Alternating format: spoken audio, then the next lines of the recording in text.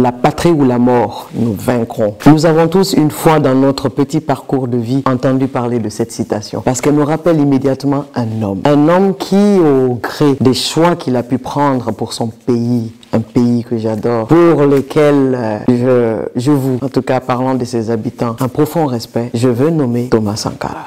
Et oui, j'ai eu le privilège d'aller au Burkina Faso et ce fut l'occasion pour moi de me doter d'un petit ouvrage qui a été rédigé par un Burkinabé, que voici.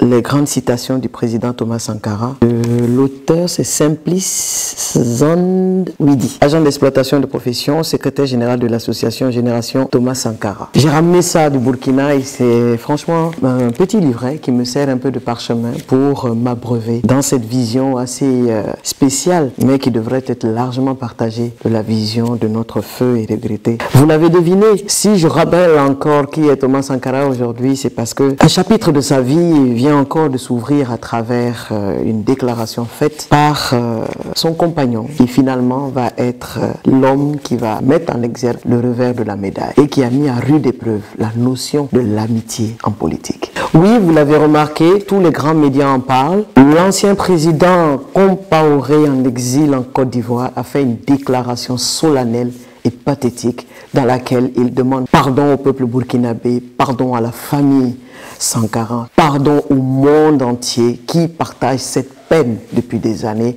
à l'issue d'un long procès. Je veux simplement rappeler à travers ce acte que lorsqu'on s'érige en donneur de leçons, l'on doit pouvoir se rappeler qu'on ne peut pas être plus royaliste que le roi. Je veux parler notamment des gens qui, dans leur légitime expression, s'offusquent de cet acte, mais en même temps, une large partie, en tout cas de l'actualité, se rappelle qu'en croyant, nous devons accorder le pardon à qui le demande. Mais qu'est-ce qu'en pense Thomas Sankara en personne? Selon cet ouvrage dédié aux citations les plus grandes et intéressantes du feu président, je vous relis un passage en lien avec l'actualité dont je vous parlais tout à l'heure. Je voudrais que chacun de nous gagne la victoire la plus importante. Tuer en soi les germes de l'hostilité, de l'inimitié vis-à-vis de qui que ce soit. C'était le 6 janvier 1986. Le président Sankara lui-même nous rappelle que pour notre propre bien et pour le bien du peuple qu'on veut servir, il faut savoir tuer l'hostilité. Car les rancœurs ne construisent rien de durable. Il poursuit encore en ces termes. Il dit, peut-être des hommes peuvent se trahir, mais les peuples ne se trahissent pas. Ça veut tout dire. Qu'importe ce qui arrivera, qu'importe les agissements individuels qu'on peut poser, ce qui restera à jamais, c'est l'esprit collectif qu'on arrive à développer à travers nos nations. Je veux conclure en ces mots, rendre un hommage particulier et partager toute la peine et présenter toute ma compassion à la famille Sankara, au peuple burkinabé et particulièrement à la jeunesse burkinabé. Encore une fois, pour vaincre, il faut se débarrasser du poids des rancœurs, car l'avenir doit se bâtir sur des choses saines, innovantes et utiles au peuple. Cette jeunesse qui aujourd'hui trace le chemin, qui nous mènera vers un Burkina qui peut déteindre sur les autres pays avec des valeurs fortes comme l'enseigne ou l'a enseigné Thomas Sankara, doit être perpétuée de manière à ce que l'on continue à construire une Afrique forte et solidaire. Abonne-toi.